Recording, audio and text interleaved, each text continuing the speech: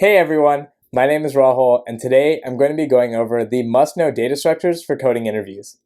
Data structures are at the heart of every coding problem, and that's because they determine how you're going to store things, as well as how you're going to access that data in the most efficient manner.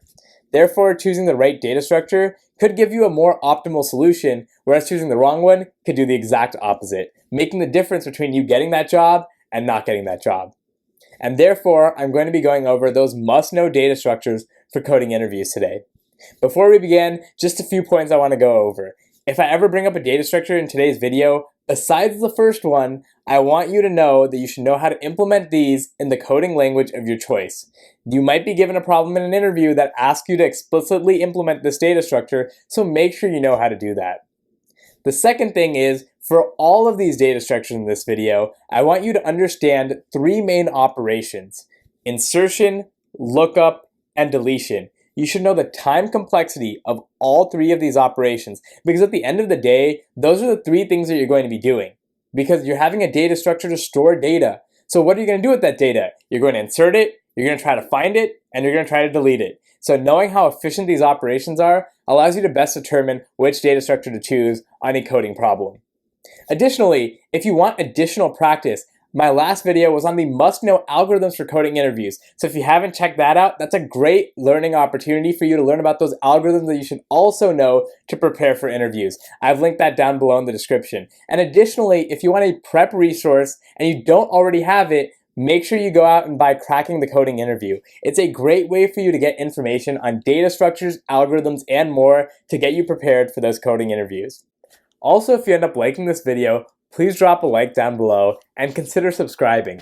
I have more videos just like this coming out every single week on coding interview tips. So if you want more like that, subscribe and hit that notification bell so you'll be notified every time I post a new video. So now, without further ado, let's get straight into the video.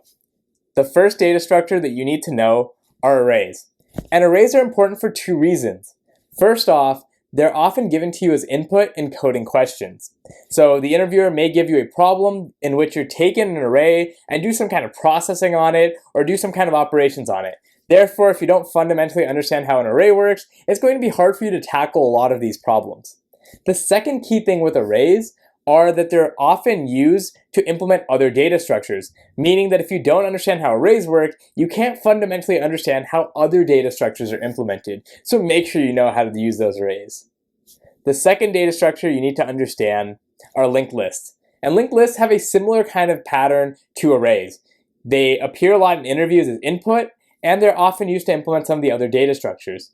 So make sure you know how to use linked lists, make sure you know how to implement them from scratch, because even I've been asked questions on interviews, even final round interviews, to implement data structures like linked lists. So make sure you go ahead, you understand how to implement one straight from scratch, and you understand how to make different operations on a linked list, whether it's adding to the front, adding to the back, removing from the front, removing from the back, finding an element, and more. The third data structure you need to know are stacks and queues. And stacks and queues can both be implemented with either an array or a linked list, but most commonly they're implemented with a linked list. So stacks and queues are two opposite types of data structures. For a stack, it is a last in, first out data structure, meaning the last element that you put inside of it is the first one that comes out. Whereas queues are the exact opposite. I think of queues as something like you're waiting for at a grocery store and you're waiting for the cashier. It's a queue. The first person that goes in is the first one to come out. Similarly, the first element that you put into a queue is the first one that comes out of it. So these are two opposite data structures. It's important to understand both. The fourth data structure that you need to know are hash tables. Hash tables are great for interviews because they have an amortized time complexity for all of their operations of insertion, lookup, and deletion of O of 1. And you might be thinking to yourselves, well, we found this perfect data structure that has O of 1 time complexity for all the operations. Why do I need anything else? And that's a good question, but there are reasons why we don't always use a hash table. First off, if you want any kind of structure with your elements, say for example you want your elements to be sorted, hash tables don't allow you to do this. But secondly, you actually need more space allocated in your array that backs that hash table than you have number of elements. So the way hash tables work is that you have an array, and you have a hash function. The hash function takes in whatever value you're trying to put in the array, and it spits out an index in that array that you should put the element at. That sounds pretty simple, right?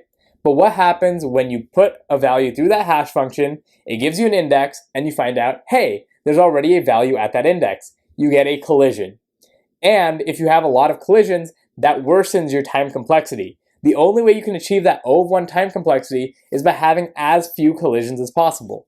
Therefore, we actually keep our array that's there for the hash table larger than the number of elements that we have allocated to minimize the number of collisions that we have, which is also a trade-off because if you're constrained by space, you might not want to choose a hash table to solve your problem. The fifth data structure you need to know are trees and graphs. And specifically for trees, I want you to get started there because that's a good starting point to understand how graphs work. For trees, you should understand how binary search trees work, you should know how tries work, and you should understand how n-array trees work. Specifically for binary search trees, because they're so common on interviews for internships and entry-level roles, is that you need to know at least one type of self-balancing tree.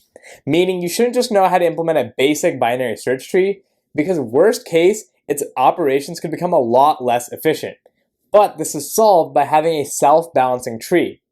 Two common types of these include red-black trees and AVL trees. Make sure you know at least one of these and how it's implemented so you can have the most efficient type of binary search tree to tackle lots of problems that you're going to get on coding interviews. And well, that was a list of the must-know data structures for coding interviews. If you found this video helpful and you found it insightful, please leave a like down below. It does help support my channel. And if you want more videos like this, one a week on coding interview tips, please go ahead and subscribe. I have more content that's just like this that's going to be coming out. And until next time, see ya.